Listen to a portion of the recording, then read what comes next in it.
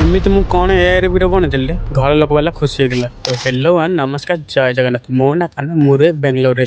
ତ ଆଜି ଆମେ ଯାଇଥିଲୁ ବାଙ୍ଗାଲୋର ଲାଷ୍ଟ ଯିବା ଗୋଟେ ଗାଁ ନାଁ ହେଲା ମିଲିଗାଡ଼ି। ଯାଇକି ଶୁଣିବାକୁ ଅଜବ ଲାଗେ ଓଡ଼ିଆ ପିଲାକୁ, ହେଲେ ଗାଁ ନାଁ ହେଲା ମିଲିଗାଡ଼ି। ତ ସେଇଠି ଆମେ ଯାଇଥିଲୁ ଗୋଟେ ଘର ଗୋଟେ ଫାଇନାଲ୍ କରିଦେବା ପାଇଁ। ତ ଗୋଟେ ସପ୍ତାହ ଆମେ ସେ ରହିବୁ। ତ ଆମର ସାମଗ୍ରୀ ସବୁ ଜିନିଷ ଧରି ଯାଇଥିଲୁ। ତ ମୋ ଭାଇ କହିଥିଲି ଭାଇ ଏଠି ବାହାର ଭିୟୁଟା ଦେଖ କେମିତି ସୁନ୍ଦର ଦେଖାଯାଉଛି। ତ ଭାଇ ଆମର ଆଇପ୍ୟାଡ଼ରେ ଭିଡ଼ିଓ ସୁଟ୍ କରିଥିଲେ ଯାଇକି ରେଜଲ୍ଟ ଭିଡ଼ିଓ। ତ ମୁଁ ନେକ୍ସଟ ଭିଡ଼ିଓରେ ଦେଖେଇବି। ତ ଫାଇନାଲି 2 ଘଣ୍ଟା ପରେ ରାସ୍ତାରେ ମାନେ ବସି ସାରିଲା ପରେ ଆମେ ପହଞ୍ଚି ଯାଇଥିଲୁ ନେଲିଗାଡ଼ିରେ। ତ ଦେଖିବା ତା ଘରର ଅବସ୍ଥା କେମିତି ଥିଲା, ମାନେ ପୁରା କାଚରା। ଭାଇ ଘର ଲୋକ ତ ଠିକ୍ ନାହିଁ, ଆମେ କ'ଣ କହିବୁ। ଆମକୁ ପୁଣି ଫାଇନାଲ୍ ଦେବାର ଅଛି ଗୋଟେ ସପ୍ତାହ ଭିତରେ। ତ ମୋ ଭାଇ ମାନେ ସମସ୍ତେ ଆମେ ଏକାଠି ମିଶିକି କଲର ଫଲର ମାରିକି ଏକ ସୁନ୍ଦର କରିଥିଲୁ। ତ ଘରର ଅପେକ୍ଷା ଏବେ ରେଜଲ୍ଟ ଦେଖ କେମିତି କ'ଣ ଦେଖାଯାଉଛି। ଆଉ କେମିତି ଲାଗୁଛି, ଭଲ ଲାଗିଲେ ଲାଇକ୍ ସବସ୍କ୍ରାଇବ୍ କମେଣ୍ଟ କରିବେ। ତ ଫାଇନାଲ୍ ଆଜି ଦେଲା ପରେ ଆମେ ବାହାରିଥିଲୁ ଆମେ ପୁଣି ଆମ ଜାଗାକୁ ଯିବା ପାଇଁ। ତ ଆମ କଲୋନୀ ଯିବା ପାଇଁ କାଇ କାମ କରୁଛୁ ଆମେ।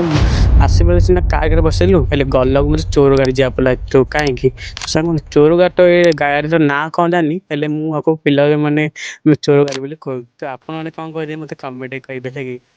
ଦେଖା ହବ ନେକ୍ସଟ ବ୍ଲଗରେ। କହୁଛି ଜୟ ଜଗନ୍ନାଥ।